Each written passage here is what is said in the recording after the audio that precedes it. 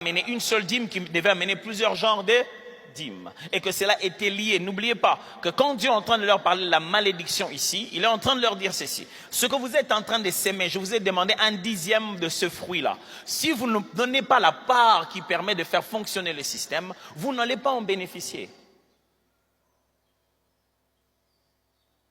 Alors, jusqu'ici, qu'est-ce qu'on retient?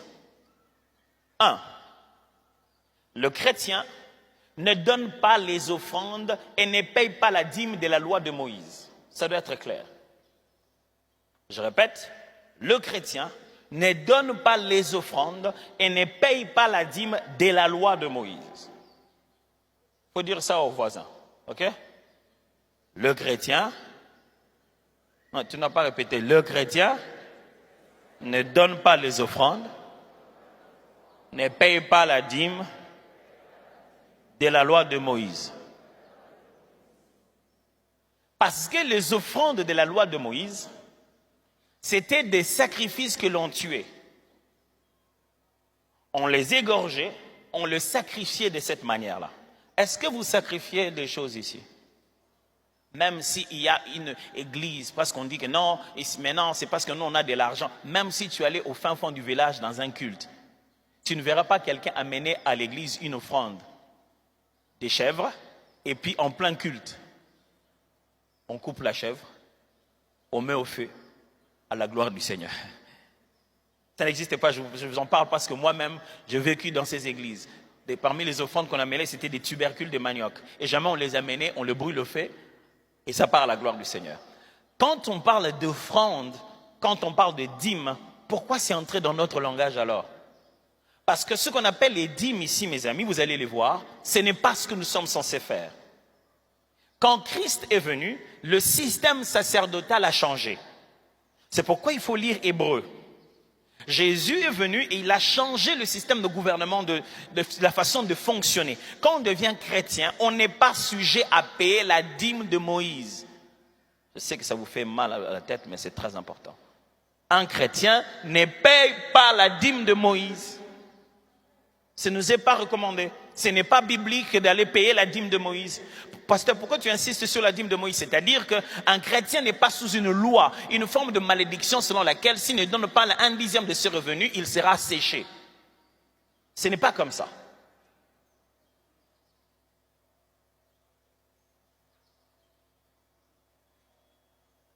Mais pasteur, que dites-vous de Matthieu chapitre 23, verset 23?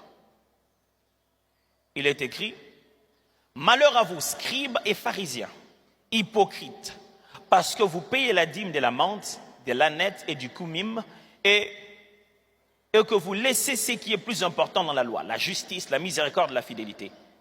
C'est là ce qu'il fallait pratiquer, sans négliger les autres choses. Jésus est en train de parler.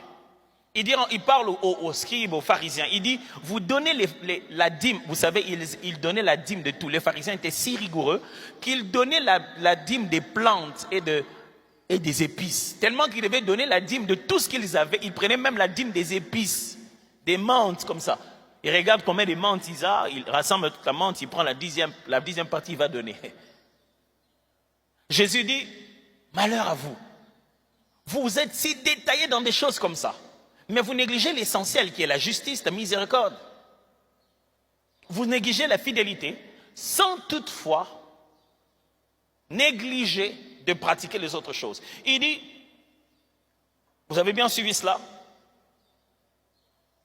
Et vous laissez ce qui est plus important dans la loi, la justice, la miséricorde et la fidélité.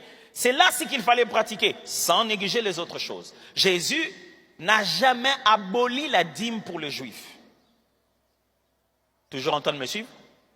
Jésus n'est jamais venu pour leur dire, les histoires de dîme là, c'était que les êtres humains, arrêtez ça. Non, non, non. Jésus leur a dit, vous faites bien de donner la dîme. Il le parle aux Israélites, aux Juifs. N'oubliez pas, quand vous lisez Jésus, Jésus se trouve dans un endroit intertestamentaire. Il crée les ponts entre l'ancien et le nouveau. Et il est en train de parler aux Juifs et leur dit, vous ne devez pas négliger de donner la dîme. Mais l'essentiel en réalité, ce n'est même pas la dîme, c'est la justice, la miséricorde et la fidélité. Jésus n'a pas empêché aux Israélites de continuer à donner la dîme. Il ne leur a pas interdit. Ok. Pourquoi on donne la dîme? Je vais vous donner 5 raisons principales de payer la dîme, qu'on payait la dîme dans la Bible. Premièrement, la dîme était un acte de foi. C'est-à-dire, on prenait une partie de ce que l'on pensait utiliser nous-mêmes. On était conscient que si on le remettait à Dieu, il prendra soin de nous dans le reste. Il vous faut de la foi, de considérer que pendant que vous n'en avez pas comme vous aurez voulu en avoir, malgré ça, il faut donner à Dieu sa part. Deuxièmement, la dîme était un acte d'obéissance à Dieu qui a formellement demandé de ne pas la négliger. Quand on donnait la dîme dans la Bible, c'était pour obéir à Dieu qui lui-même a insisté de ne pas négliger. Et je viens de vous montrer un texte de Jésus qui a insisté sur la même chose pour le juif. Troisièmement, la dîme était le salaire de l'ouvrier. On donnait la dîme parce que c'est de là que l'on puisait le moyen de donner de quoi manger, de quoi vivre pour les gens qui servaient dans le temple. Les Lévites, que ce soit les descendants d'Aaron aussi, donc les sacrificateurs, les Lévites. Quatrièmement, la dîme était une source de bénédiction. Dieu prononce clairement le fait que lorsque le peuple respecte ce qu'il a dit, il va le bénir par rapport à ça. Et cinquièmement, la dîme était un droit pour le ministre de Dieu. Ce n'était pas seulement quelque chose que l'on donnait, mais ça devenait un droit. C'est-à-dire, au bout d'un moment, si on ne le donne pas, ils étaient en position de le réclamer. Et lorsqu'ils ne l'avaient pas donné, Dieu se fâchait. Il parlait même d'avoir été trompé. Ce n'était pas une faveur que l'on faisait au ministre de Dieu, c'était un droit qu'ils avaient vis-à-vis du peuple de Dieu. Je vais y arriver. Calmez-vous, calmez-vous. Je regarde dans vos têtes, vous dites, mais pourquoi? Ils viennent de dire que la dîme, on n'est pas censé la donner. Allons-y d'abord dans la Bible, n'est-ce pas? Ou vous voulez qu'on reprenne exposé pour manifester? Je ne peux pas vous enseigner autre chose qui n'est pas dans la Bible par le souci de pouvoir m'enrichir les poches. Non. J'aurais pu m'élever ici et consciemment insister, vous dire, donnez la dîme, mes amis, donnez surtout à moi qui vous parle. Mais ça doit être vrai, mes frères, ça doit être écrit. La plupart des fois, on a l'impression que les chrétiens continuent à aller dans l'église et l'une des premières choses qu'ils cherchent, c'est la bénédiction, mais c'est la dernière chose qu'ils ont. Ils donnent, ils sèment, ils contribuent et la seule chose qu'ils n'ont pas, c'est l'argent finalement qu'ils cherchent. Oh, et ils expliquent comme si Dieu était un Dieu complexe, qui quand tu lui demandes l'argent, il dit non, je ne te donne pas l'argent, je te donne d'abord autre chose, je te donne la santé. Dieu n'aime pas donner l'argent. Pourquoi le même Dieu des Juifs leur donne de l'argent? C'est le même Dieu. Hein?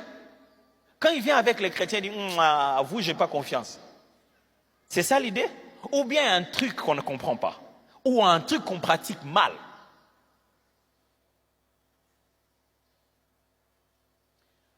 Pasteur, c'est bien, mais alors pourquoi nous on donne la dîme? Ok, attendez, on va clarifier ça, calmement.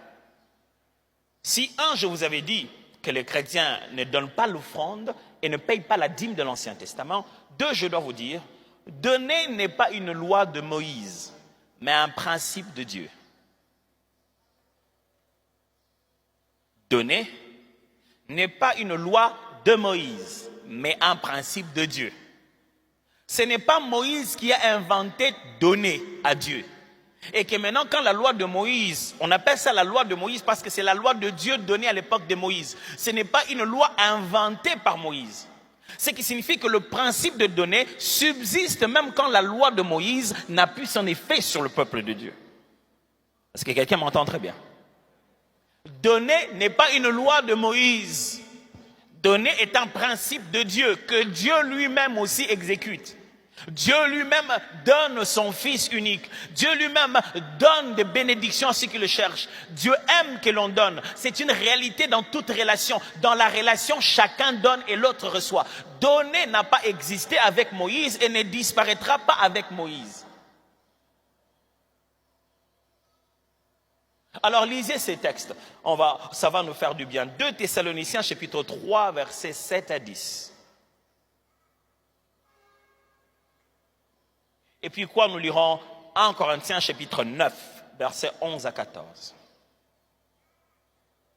2 Thessaloniciens 3 à 10. Vous savez vous-même comment il faut nous imiter. car nous n'avons pas vécu parmi vous dans les désordres. Nous n'avons mangé gratuitement le pain de personne. Mais dans le travail et dans la peine, nous avons été nuit et jour à l'œuvre, pour n'être à charge à aucun de vous. Ce n'est pas parce que nous nissions le droit, nous n'en nissions le droit, mais nous avons voulu vous donner en nous-mêmes un modèle à imiter. Car lorsque nous étions chez vous, nous vous disions expressement, si quelqu'un ne veut pas travailler, qu'il ne mange pas non plus. C'est Paul qui est en train de dire, en tant que serviteur de Dieu et ministre de la parole, j'avais des droits chez vous. Mais j'ai mis ces droits de côté, j'expliquais ça là, c'est au pasteur, maintenant Timothée qui parle, maintenant qui dirigeait l'église de Corinthe. Je vous expliquais ça avec les Corinthiens la dernière fois, dit, quand je suis venu chez vous, je voulais donner un modèle de travail et non un modèle d'oisiveté. 1 Corinthiens chapitre 9, versets 11 à 14, ça il faut bien suivre, parce que c'est de là que vient un peu le trouble. 1 Corinthiens 9, 11 à 14. Si nous avons sémé parmi vous les biens spirituels. Can we read all of us? On peut lire ça ensemble? Si nous avons semé parmi vous les biens spirituels, est-ce une grosse affaire si nous moissonnons les biens de qui? Vos biens. Ok. Suite. Si d'autres jouissent de ce droit sur vous, n'est-ce pas plutôt à nous d'en jouir? Mais nous n'avons point usé de ce droit. Au contraire, nous souffrons tout afin de ne pas créer d'obstacle à l'évangile de Christ. Ça, c'est Paul qui parle. Suite. Ne savez-vous pas que ceux qui remplissent les fonctions sacrées sont nourris par le temple et que ceux qui servent à l'autel en part à l'autel? De même aussi, le Seigneur a ordonné à ceux qui annoncent l'évangile de vivre de l'évangile. Le verbe c'est ordonner. Ordonner veut dire quoi? Le Seigneur n'a pas proposé. Le Seigneur a ordonné à ceux qui annoncent l'évangile de vivre de l'évangile. On peut revenir au verset 13 pour que vous voyez ça? Regardez, c'est là où tout commence. Ne savez-vous pas que ceux qui remplissent les fonctions sacrées sont nourris par le temple, que ceux qui servent à l'autel, on part à l'autel, 14. De même aussi. Lorsque Paul veut expliquer aux chrétiens de Corinthe le droit que les ministres de l'évangile ont vis-à-vis des églises, comment ils peuvent recevoir, ils ont le droit comme les ministres de l'ancien temps, de recevoir aussi de leur part leurs biens matériels pour le faire fonctionner le ministère et pour leurs propres biens. Il fait allusion aux sacrificateurs. C'est ce qui met la confusion ici. Il donne une comparaison. Il dit que ceux qui travaillaient à l'autel, les lévites et les sacrificateurs, étaient nourris aussi par l'autel. De même aussi. C'est à partir de ce moment qu'un raisonnement commence à se développer. Ah, c'est que les pasteurs sont comme les lévites et les sacrificateurs. Ce qu'on leur dit, on leur donne alors, ça s'appelle comment là? Oh, je vous ai perdu. Il ne fait pas mention du mot dîme ici.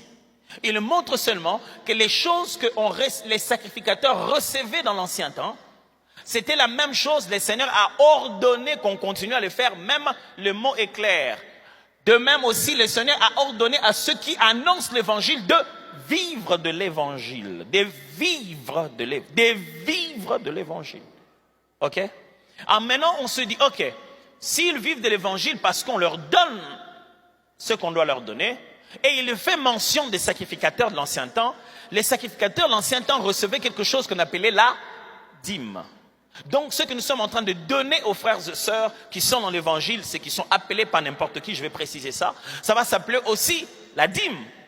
Les gens ont pris donc par extension l'habitude de commencer à appeler les dons ou les offrandes qu'ils apportent pour contribuer à ceux qui annoncent l'évangile. Ils ont commencé à appeler ça la dîme.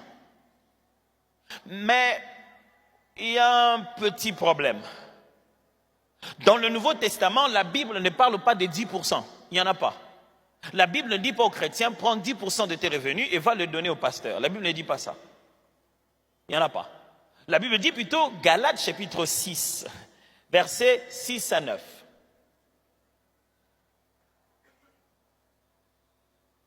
Que celui à qui l'on enseigne la parole fasse part de tous ses biens à celui qui l'enseigne. Combien? Mettez ça parce qu'après, quand vous ne mettez pas, on croit que on va y aller calmement. Hein? C'est que les cœurs montent et ça descend. Tout ça va devenir clair, vous en faites pas. Et donc, je veux simplement que vous puissiez ne pas vivre dans une forme de culpabilité quelconque, que vous puissiez être capable d'obéir à la parole telle qu'elle est écrite réellement. On est clair là-dessus? Que celui à qui l'on enseigne la parole, que celui à qui on enseigne la parole lève la main. Parce que moi qui enseigne. Ok. Qui 3 cultes.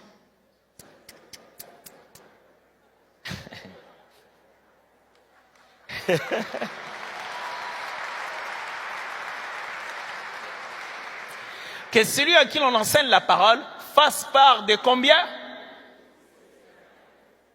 À celui qui l'enseigne. Celui qui enseigne lève la main.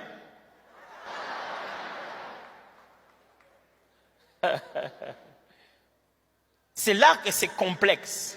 Si quelqu'un te dit que tu n'es pas censé donner la dîme à l'église, il a raison. Mais il doit aussi te dire que tu es censé de donner tous tes biens. Alors là, ça devient compliqué. Généralement, quand on entend le discours de ne pas donner la dîme, ça vient avec, non pas le souci de libérer les gens du mécanisme de la loi, et surtout des oppressions que les pasteurs font, mais ça vient avec l'idée de arrêter de donner un point sur tout. Non, quand quelqu'un te dit ça, il ne t'a pas bien enseigné la Bible. La Bible dit que dans le Nouveau Testament, tu devrais faire part de tous tes biens. Et là, ça devient vague. Et beaucoup de gens, dans l'histoire de l'Église, en ont abusé. Quand je parle de tous tes biens, c'est-à-dire quoi? J'entre comme ça, ok. Ça, c'était bien? Ok, je prends ça. Ça c'était bien? Oui. Et quand vous regardez certains comportements des pasteurs aujourd'hui, vous vous rendez compte qu'ils ont abusé. Et ce n'est pas eux seulement, depuis les temps de la Bible. Tellement qu'on n'a pas donné des références. On donne combien finalement à ce fameux monsieur qui m'enseigne? Et c'est comme ça que la file est longue. Tout le monde veut enseigner parce que tout le monde veut qu'on puisse faire part de tous ses biens à lui. Vous commencez à comprendre pourquoi on est devenu nombreux. Hein? Pasteurs, prophètes, docteurs, tout cela. Parce qu'ils veulent se baser sur la possibilité que vous donnez et vous avez aussi le droit de donner à eux. Mais Paul est clair, il dit ceci. Chaque fois que le fait que les gens te donnent commence à devenir un frein pour toi de prêcher l'évangile, arrête de recevoir ce qu'ils donnent. Tout en précisant, ce qui te donne, c'est ton droit. Renonce à ton droit chaque fois qu'il est faux, si maintenant l'argent devient un frein de l'évangile que tu communiques. Ça, c'est l'ordre qu'il donne. Alors, mais écoutez la suite. Ne vous y trompe pas. On ne se moque pas de Dieu. Ce qu'un homme aura semé, il le parle directement dans le contexte de donner aux enseignants. Quand on donne aux enseignants, on sème. Celui qui sème pour la chair moisson de la chair, la corruption, celui qui sème pour l'esprit moisson de l'esprit, la vie éternelle. Ne nous laissons pas de faire le bien, car nous moissonnerons au temps convenable si nous ne nous relâchons pas.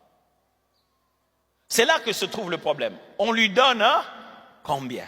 Ou on donne combien? Pas seulement à l'enseignant, mais au système de l'Église, à ceux qui font fonctionner l'Évangile.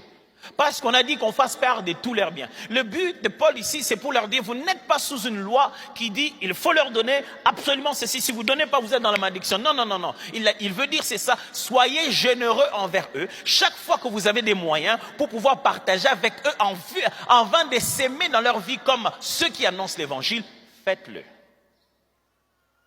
Mais la première église s'est dit ceci. On commence à avoir des problèmes avec ce qu'on doit donner. Cherchons ce qui est déjà révélé pour expliquer ce qui est complexe. C'est ce qui s'est fait dans la Bible. Quand vous êtes devant un texte qui est complexe, on va chercher un texte qui est un peu plus clair. Alors il se base et dit, Paul nous avait comparé au sacrificateur. Alors on devrait donner un minimum. pour que chacun donne un minimum et que si vous voulez donner plus, vous puissiez le donner. Ce qui est déjà révélé a été le système appelé dîme. Maintenant, quand on utilise le mot dîme dans la Bible, on ne parle plus des 10%. On parle du pourcentage que tu auras décidé de donner régulièrement à l'Église pour faire fonctionner l'œuvre de Dieu. Maintenant, Paul insiste, il dit, sachant cela, comme on a dit, c'est le pourcentage que toi tu décides, il connaît l'être humain. Il dit, je préfère vous prévenir. Celui qui donne 1%, moissonnera 1%. Celui qui donne 2%, moissonnera 2%. Ne pensez pas que parce que nous tous nous donnons, nous moissonnerons de la même manière. Dieu, on ne se moque pas de lui. Quelqu'un ne serait pas en train de donner 10% et moissonner comme toi qui a été chiche à vouloir garder. Tu as dit, d'ailleurs on a dit on peut donner ce qu'on veut, je veux donner 1%. Si tu donnes 1%, tu vivras aussi financièrement à la limite et aux bénédictions et à la moisson de quelqu'un qui donne 1%. Alors, étant donné que les gens sont encore jeunes dans la foi, on leur a donné des repères. On a dit, si dans l'Ancien Testament, dans une ancienne alliance, Hébreu explique ça, dans l'ancienne alliance qui n'était pas parfaite, cela donnait déjà 10%. À combien plus forte raison, nous qui sommes dans une alliance plus parfaite, ne penserons non plus à faire plus? Mais il n'est pas question ici que quelqu'un qui vit avec un salaire de $20 soit obligé de donner 10%. Et il doit donner le pourcentage qui lui permet d'exprimer sa dépendance à Dieu et de faire participer à l'œuvre de l'Évangile. Parce que celui qui a $20 000, quand il donne un salaire de 2, un pourcentage de 10% qui est 2, ça n'a pas le même poids que celui qui a 200, qui vous donne ses 20. Est-ce que vous comprenez de quoi je parle? C'est toujours 10%, mais dans leur quotidien, ce n'est pas la même chose. Le problème est celui-ci. Celui qui a 200 se dit, alors non, je ne donne pas 10, je préfère donner 5, régulièrement sans problème. Mais il ne devrait pas s'attendre à vivre la moisson de celui qui donne plus. Et il devait avoir la mentalité de se dire, les jours où je n'aurai plus le salaire de 200, j'ai maintenant le salaire de 500. Je change aussi ça. Alors c'est pour cette raison que les gens ont pris l'habitude de se donner une référence minimale de 10% pour ne plus se compliquer à changer à tout moment. De sorte que quand il prend un engagement avec Dieu, il ne puisse pas mentir. Est-ce que vous me suivez très bien ici? Ce qui veut dire, celui qui donne 12%, personne n'a dit que ça doit être un chiffre rond. Celui qui donne 22,4, qui donne 7,9, qui donne 11%, ça n'a pas besoin d'être un chiffre rond, mais tu dois être capable de faire tes calculs.